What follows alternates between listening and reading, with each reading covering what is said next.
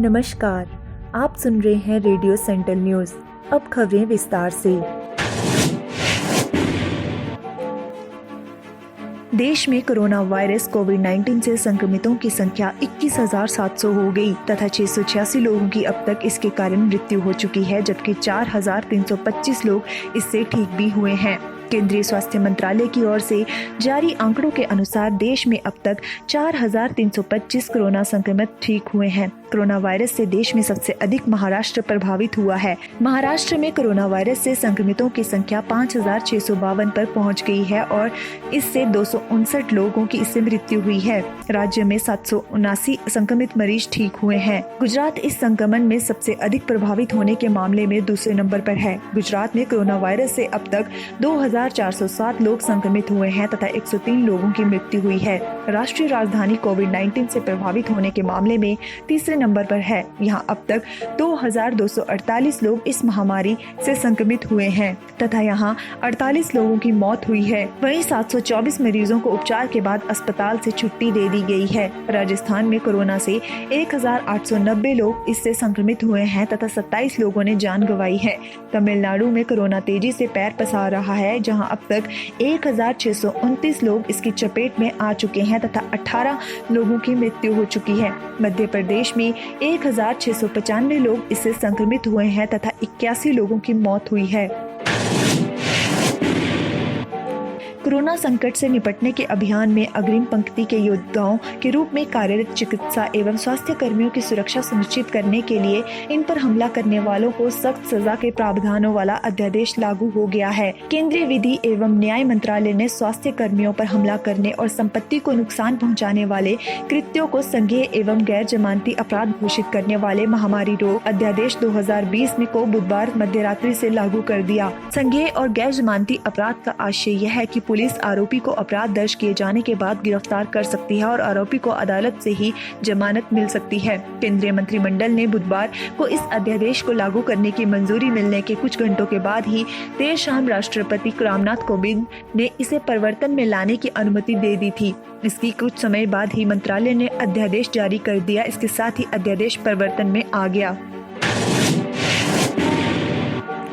वैश्विक महामारी corona virus कोविड-19 का प्रकोप तेजी से बढ़ रहा है और अब तक विश्व के अधिकतर देशों में इस महामारी से 1,82,000 से अधिक लोगों की मौत हो गई तथा 26.22 लाख से अधिक लोग संक्रमित हो चुके हैं। जॉन हॉपकिंस यूनिवर्सिटी के विज्ञान एवं इंजीनियरिंग केंद्र की ओर से जारी किए गए आंकड़ों के मुताबिक दुनिया भर में कोरोना वायरस से कुल 26,22,637 लोग संक्रमित हो चुके हैं, जबकि इससे मरने वालों की संख्या बढ़कर 1,82,818 हो गई है। विश्व भर में अब तक 7,08,798 लोग इसके संक्रमण से पूरी तरह ठीक भी हुए हैं।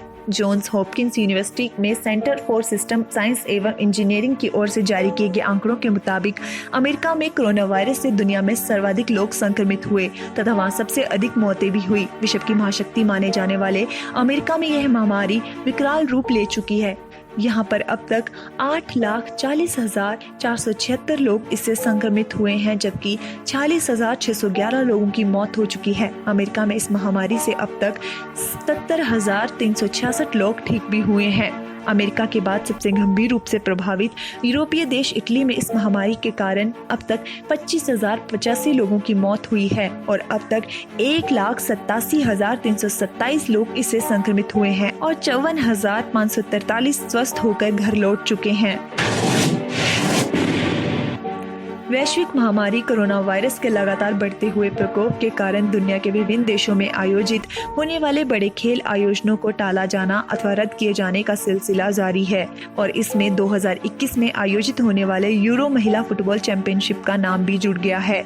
यूरोपीय फुटबॉल महासंघ की कार्यकारी समिति की गुरुवार को हुई बैठक में जुलाई 2021 में आयोजित होने वाली यूरो महिला फुटबॉल चैंपियनशिप को 1 वर्ष के लिए टालने का फैसला किया गया है। यह चैंपियनशिप अब जुलाई 2022 में आयोजित होगी। इस फुटबॉल टूर्नामेंट का उद्घाटन मैच 6 जुलाई को और फाइनल मुकाबला 31 जुलाई को होगा।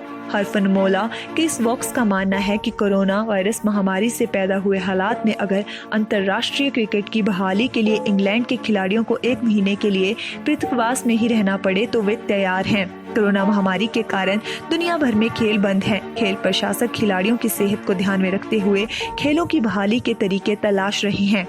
वॉक्स ने टेलीग्राफ अखबार से कहा, खिलाड़ियों को कुछ समय के लिए पृथकावास में रहना पड़े तो भी वे खुशी खुशी रह लेंगे। उन्होंने कहा, अगर 3 महीने के लिए रहना पड़े तो शायद नहीं रह पाएं, लेकिन 3 या 4 सप्ताह के लिए रह सकते हैं। रेडियो सेंट्रल न्यूज की टीम सभी देशवासियों से अपील करती है कि लॉकडाउन से ही कोरोना को रोका जा सकता है। आप घर के अंदर रहकर इस घातक वायरस से बच सकते हैं। जान है तो जहां है। आपका यह कदम आपकी जान के साथ साथ पूरे देश को कोरोना वायरस के तांडव से बचा सकता है। धन्यवाद।